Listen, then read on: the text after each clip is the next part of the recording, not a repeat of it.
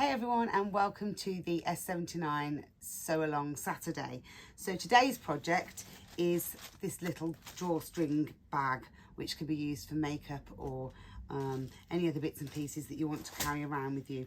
So it's going to have a little flap on the top, which you can either use a button and a buttonhole if you're confident doing buttonholes.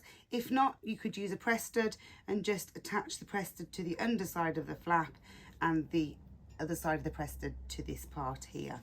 So we're going to have a drawstring closure with ribbon.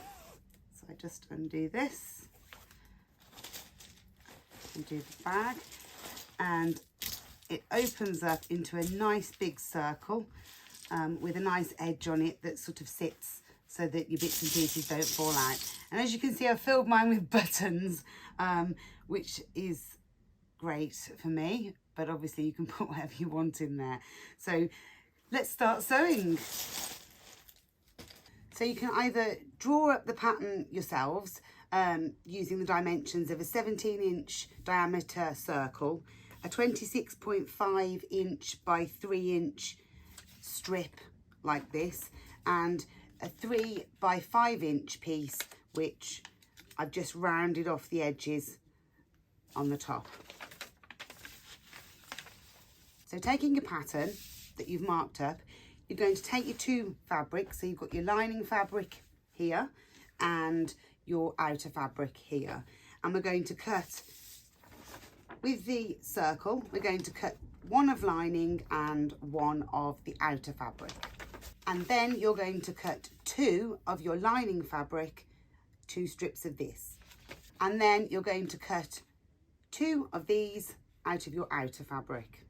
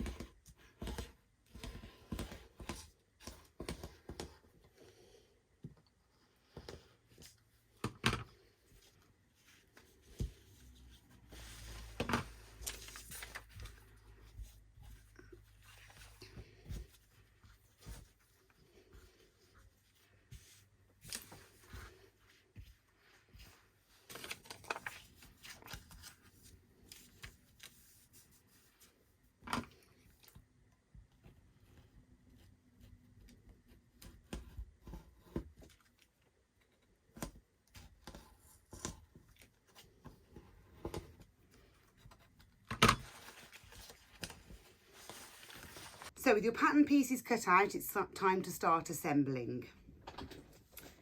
So first of all, we're going to assemble the flap.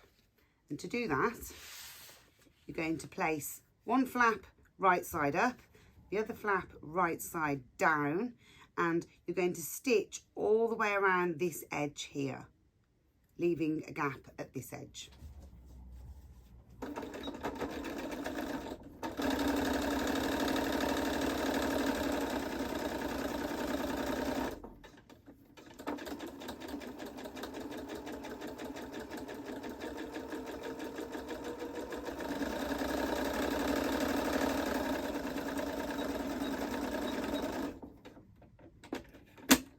So with the flap stitched all the way around the edges, we're going to clip the edges in the curve.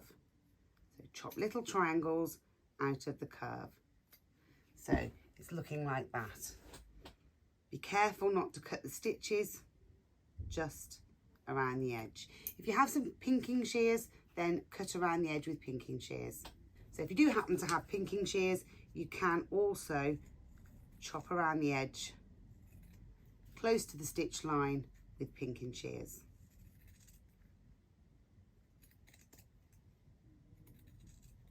Being careful not to catch any of the stitches. So there we have it. And then turn it the right way around. Push it all through. And once you've pushed all of the flap through, you're going to press that flat. So with the flap section pressed the right way around, we're now going to top stitch all around the edges. We're doing it about 3 millimeters from the edge.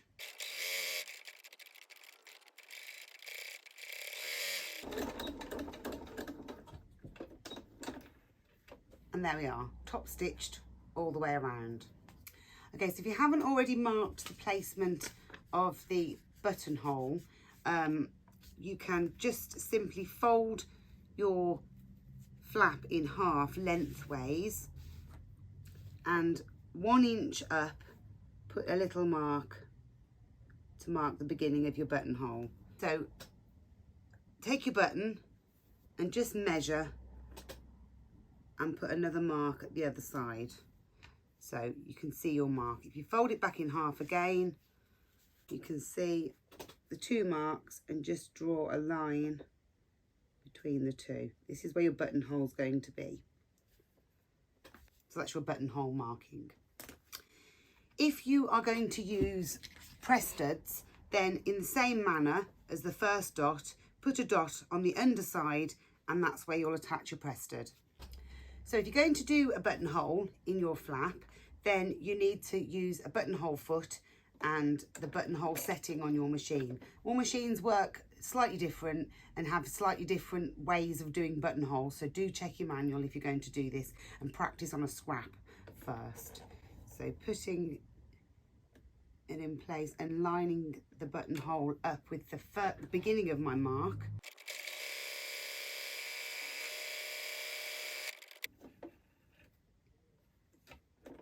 And there we are. So a little tip when opening up the buttonhole is to take a pin and put a pin in the one end just before the end of the stitches, and then with your seam ripper carefully put it in, and as you slide down you won't actually go past where the pin is, like that.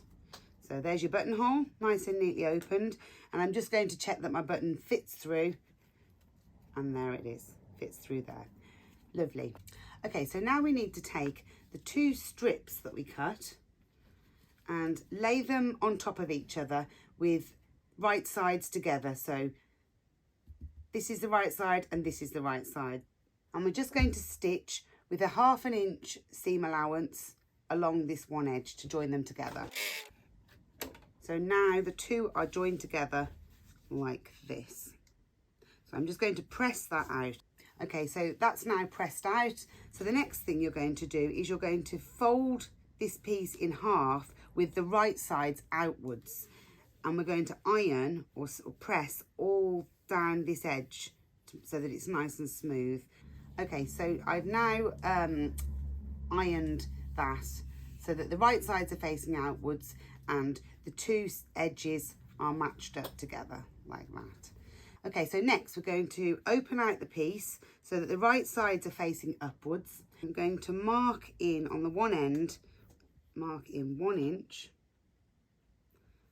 and again 1 inch on that end there. And then we're going to fold up 1 inch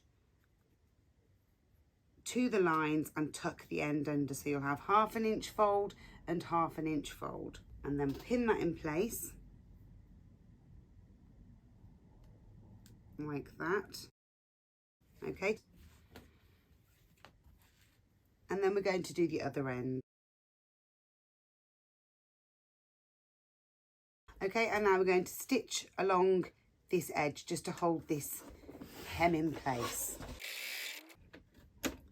There we are. And this edge. There we are. And then just press the folds back in so that it lays nice and flat. Okay, so now we're going to take our main pattern piece and fold it in half. I've gathered up quite a bit of dust. Fold it in half and just mark the halfway point with a pin. There. And the same on this side. So fold it in half and mark the halfway point with a pin. There we are. And then we're going to do the same this way. So fold it in half again, just match up these two pins, and again put a mark in there with a pin and a mark on this side with a pin. So we now have pins at the 12 o'clock, 3 o'clock, 6 o'clock and 9 o'clock positions. Just straighten that one out. There we are. So now that's going to be useful when we come to put this on. So I'm going to put this on and I'll start here. So we're going to line up the middle, so the part where the seam is, we're going to line that up with this pin here at the 12 o'clock position, and I'm going to put that in there. I'm then going to fold this in half over to this side and just put a pin to mark the point at which we need to reach the 3 o'clock pin.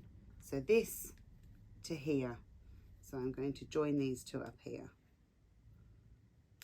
and put that one in there with that one.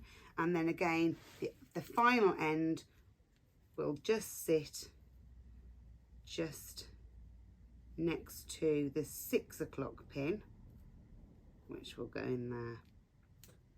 There we are. Now, this is going to need to be stretched onto here as we go around, and we're going to make little cuts just to make this sit right onto this section here. And the same with this side, do exactly the same. So we're going to fold this in half, bringing this end up to this pin here to mark the halfway point here, and put a pin in it.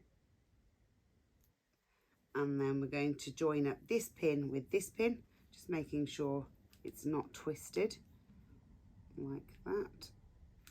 And then the same with this one, comes all the way around and lines up with this one here, so that the two edge pieces are together there. Now this won't lay flat because it's forming a sort of square pattern, and we need this to come out here. So we need to make some tiny little slits in this section here. So just some tiny little cuts, and it would just help this edge open out. Get some better scissors. Get some tiny little cuts in there just to help that edge sit out, keeping them very small all the way along, and this will just help to create that curve that we need, just to pull that in there. So sort of every inch a little cut. There we are. And then you can see now this will now curve into position, and we can put a few more pins in there, bringing it into position, making sure the raw edges are all lined up together. There we are. So now you can see that that lays nice and flat, and the edges now, with all these little cuts in them, they're all helping it to sit nicely. So we're going to carry that on around each of the sections.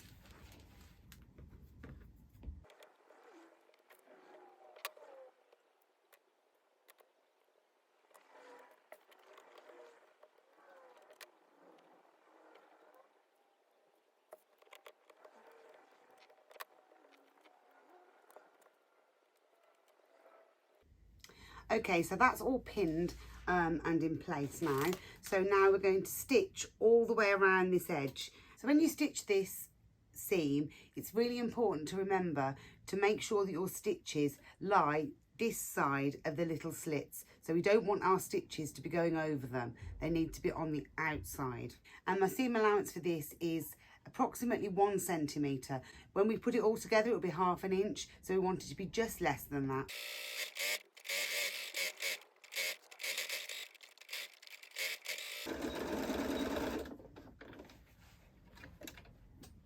Okay, so that's all stitched now, and you can see the stitches on the back of my project. And now you can see we have this, which will be the outer, all lined up here. The next thing we need to do is attach the lining. So take your lining piece and place that on top and just match it all up like that. So you have your outer face up, your lining face down, so the right sides are together.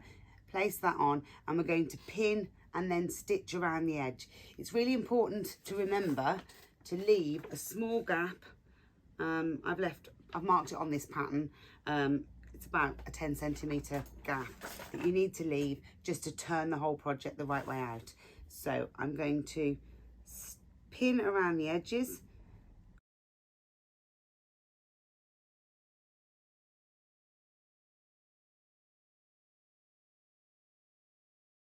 Now, remembering to leave that section, I'm going to put myself 2 pins together, just leaving about a 10 centimetre wide gap. So I'm going to start here, I'm going to stitch all the way around, and I'm going to finish here. Turn the project over so that I can see the previous line of stitches that we made. And I'm going to start at the double pins here, and I'm going to stitch all the way around and finish by these here.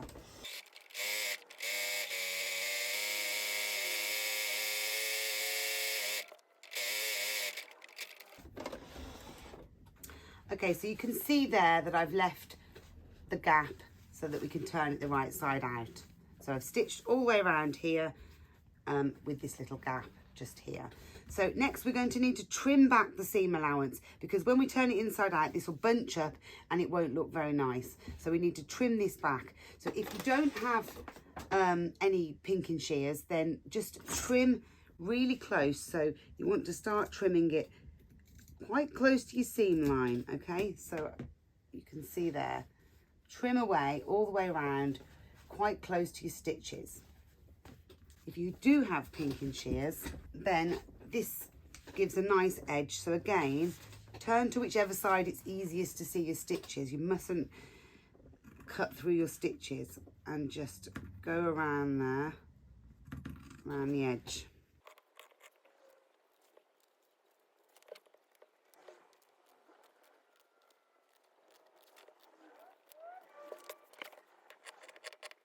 Okay, so it's all trimmed and pinking sheared around the edges. So now we can turn the project the right way out.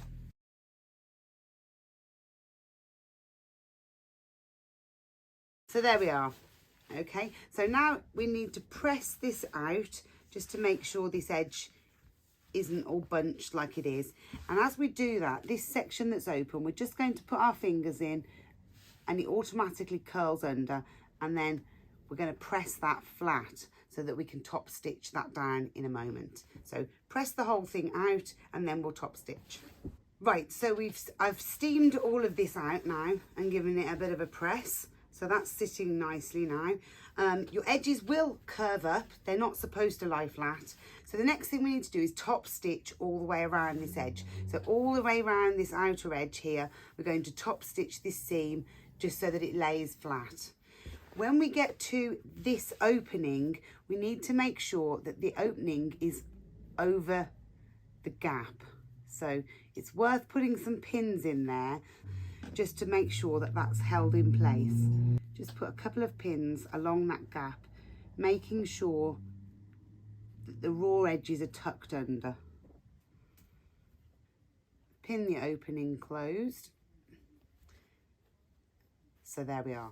So now I'm going to take my sewing machine and I'm going to top stitch, again with top stitching about 3 millimeters around the edge.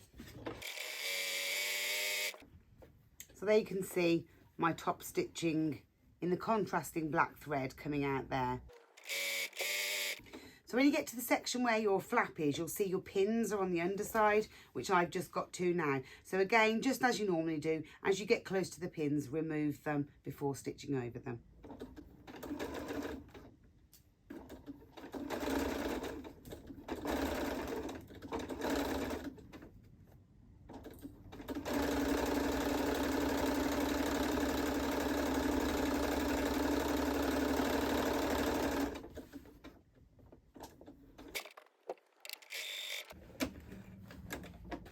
Okay, and there we are. So just double check that your section is definitely closed and there's no edges that are loose or open.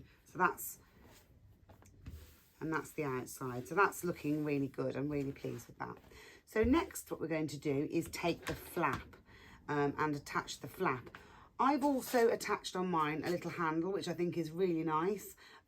So take yourself some ribbon. Let's say 11 inches. So if you cut a piece of ribbon 11 inches, and then you're going to just stitch that onto this edge here. Just line it up with the two corners of the edge, and you're going to just on the very edges there stitch that in place, and all the way across and there, and loose ends of thread. So that's the handle in place. So you want the flap to be on the same side as the opening where your drawstring is. So turn your bag over, so measure in 1.25 inches from the edge and put a mark there, like that. And that's going to be the position of your flap that goes over. So what we're going to do is we're going to take the flap, find which is the right side, and what you're going to do is you're going to lay it this side, mark a line along the edge like that, and then place your flap against the line, right side down, so the right sides are together. So right side, the handles in between, and that's lined up with that there, like that. And we're going to stitch along here. I'm going to turn the flap over to this side, not the handle, just the flap, and we're just going to top stitch the flap down, but we want to enclose this section here, which is the raw edges. So we're going to make sure that our stitching is this side of the raw edge. So you're looking at about 1 centimetre seam allowance there. So there's the bag with the placement of the flap, and as you can see, when I lift that up, there's no raw edges visible at all. They're tucked away inside of this section here. So the next thing that we need to do is place the ribbon and thread that all the way through. So you can either use the traditional safety pin on one end and feed it all the way around, or you can use a bodkin like this. So I'm using a gripper bodkin, and I'm just going to feed this all the way around, pushing and pulling it all the way through. There we are. Just pull them evenly. We're going to feel at the opposite end where we did the seam, so the opposite end of this channel where we did the seam, you can feel the ribbon in there. So I'm just going to stitch that ribbon in place along there, just to hold that ribbon in place. So that's all we need to do there. So now if we pull the ribbon, the one side, it will not go past that stitching. So I've just tied some knots in the ends of mine. Okay, so with the bag all complete, we just need to add the button. So if you find your seam, which should mark the opposite end to this, so the seam that you put in this section, and you're going to put your button right next to that seam, and I'm going to put a mark there. So your button or your press stud, if you're using a press stud, is going to go there, and it's going to be that part that joins onto that part once it's all gathered up. So take your button and a needle and some thread. Just going to pinch some off the bobbin, and then where we put the mark, I'm just going to do a quick stitch through. I'm going through all layers for strength, and then when you pull it all the way through, just before it completely goes through, take your needle back through the knot and pull it, and it's nice and tight and secure.